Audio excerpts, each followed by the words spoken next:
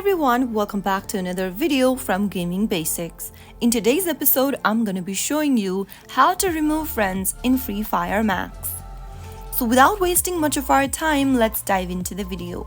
First of all, open your FreeFire Max application on your device, and once you're logged in, go ahead and tap on the Friends icon, which should be located at the top right corner. Once you open up the Friends tab, all of your friends added on your game will be displayed on the screen. To remove a friend in FreeFire Max, simply tap on their profile picture. In the pop-up, you should be able to see a Delete Friend option. Tap on it and tap on OK to remove your friend from FreeFire Max. So that is how you can easily get rid of a friend on FreeFire Max within a couple of minutes.